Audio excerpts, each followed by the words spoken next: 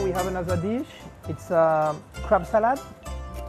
So sometimes in a French restaurant I use the French crab, the one called tourteau, but it's not really the season now, so I get the local crab from the wet market in Central. We're gonna poach it for like 15 minutes. Okay, we're gonna flavor the water a little bit, have a little bit of fresh thyme, make sure the flavor of the crab is quite strong. Also some bay leaves, we can put like 3 or 4 bay leaves. Rosemary is very strong, no need to put too much, just few branches.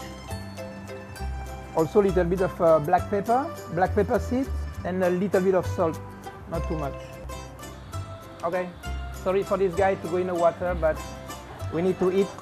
So be careful when you put them in down, they're still alive, very fresh, so sometimes they... Now we clean up our crab, still a little bit hot. This one has some nice meat inside here. So this one already been washed before. Then also chop some shallot previously. You can shred a little bit, but sometimes it's also nice to keep some big piece of crab. Only put a little bit of olive oil. Then you clean the inside here, this little hard part. Very nice taste.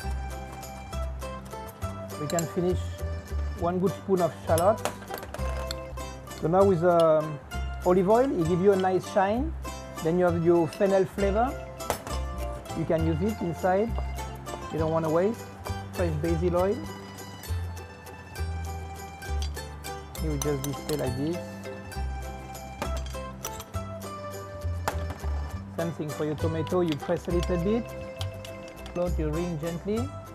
A little bit of green oil. That's it. Finish.